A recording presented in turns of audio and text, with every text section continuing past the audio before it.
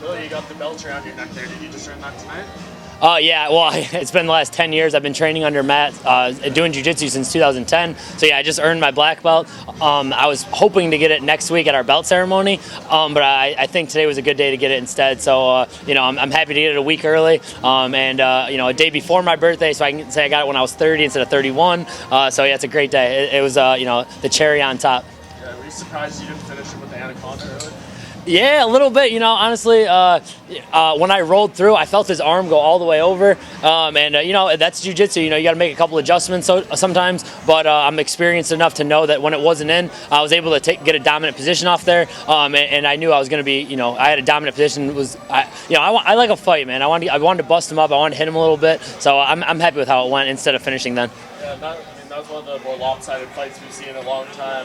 When you're in there and it just seems like everything going perfect, like what do you think here? You're like, this is almost going too great for me right now? Well, at the time, it feels like I'm winning and dominating, but I was starting to get a little tired too, and it's like, what do I got to do to this guy? I'm punching him and elbowing him, and he's turning and flipping and flopping, and I went for a few different submissions, and at one point I'm like, man, I took a big deep breath. I'm like, what's it going to take to take this guy out? But I knew just consistent pressure. I knew I'd get it done, but it was a lot harder than I wanted it to be. What do you feel more proud about right now?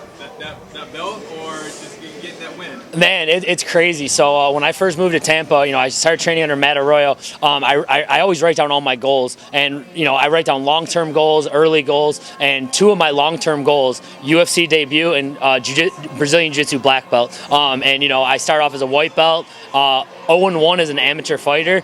So for them both to meet at the same, pretty much the same exact time, it's crazy. I don't know what feels better. It's just an all-around great day. I don't think it really hit me yet that my UFC debut's done with. I'm a black belt in jiu-jitsu. It's just an amazing feeling. How were the fabled octagon jitters? No, I was just excited to be in there. I honestly, I didn't really think about it as much. I just knew, I got in that cage. It felt like just another fight. I looked at my opponent. I knew we were about to, I was about to get punched in the face, and I knew it was going to be an old-fashioned fist fight. So I didn't really feel it as much. The crowd, I felt like the crowd gave me a nice bump. It was loud. It was kind of surreal seeing Quarantillo up there, in this big stadium, this arena, whatever. I didn't really feel too many jitters though. I think, I was able to handle it pretty well. How do you go back? You lost your first amateur fight, but you just got a victory in the UFC. Yeah. Did you think of that amateur fight that you took that loss? You're like, oh, I can still do this, or like? Yeah. So that amateur loss was in 2010, and I was only training for about a month and a half. So I didn't really, I fought a guy who was 4-0. I don't know if I even deserved to be there, and it was a split decision. And I think about every single one of my losses. I've had a couple amateur losses, my 2 pro losses, and of course the Ultimate Fighter loss. So I can name all those ones, but I can't name all the wins. So they're obviously way more important than the wins. But this one was a big one. I'll remember this one forever.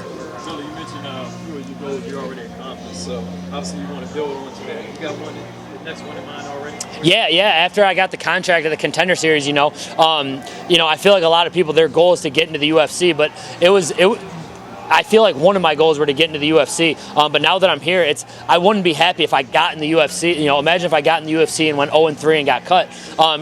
So I look at that as like the next book or like the next chapter, and now there's like a whole new. I had to get to this one to get to those next ones. So now I got to start climbing that ladder. I just want to put on exciting fights. I want to have a handful of exciting fights first. Start climbing that rank. Start climbing the ladder. Get a ranking within the next couple of years, and then start chasing that world championship. And that's always what it's been about, is being the best in the world. Now that you have this victory, is your training, is your life going to change out? Are you going to devote even more energy into this? I don't know if you have other jobs or anything like that. Yeah, there's some other things. I actually have my real estate license that I got when I was injured, and I haven't used it at all. So I'm probably not going to use it for another while now. I teach a lot of private lessons and do a lot of classes, so I'm always on the mat. I'm going to tone down those a little bit, but I don't mind doing it. I like teaching other people. I like teaching the younger amateur fighters, and I think everything's just going to get bigger and better. I'm going to stick with the people that were with me from the beginning. The coaches that you saw have been with me since day one. Matt Arroyo, Crew Dan Rawlings, my brother.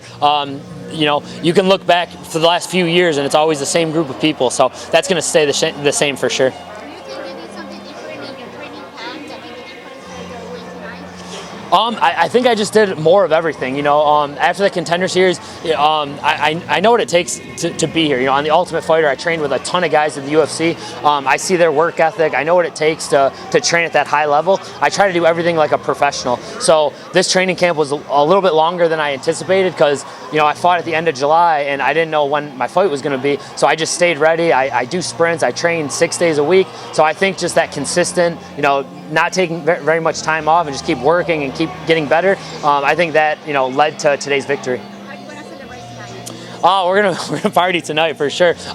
Usually when I get banged up, if I get too banged up when I fight, I usually can't stay out too late. But I feel good, and so we'll see. You guys might see me out in DC later tonight. My coach will try to keep me under control. So we'll see tonight. It's my birthday tomorrow too. So and I haven't drank in a few months, so I'm gonna be a lightweight. I'll probably have a couple of drinks, and we'll see what happens. What was your walkout song? Okay, so my walkout song, I thought I was going to fight a guy from England. So I grew up, me and my brother Austin, we grew up watching fake wrestling. So Shawn Michaels was our boy. But I thought it was going to be, I was fighting a guy from England. I'm American. I wanted to come out to like an American song. Love Hulk Hogan. So I came out to American Hero but with Hulk Hogan's walkout song, like I am a real. And then they told me that my opponent from England was out of the fight. I'm like, you know what, let's keep it. I love that song anyway. Gets people going. People were fired up. And I loved it. Yeah.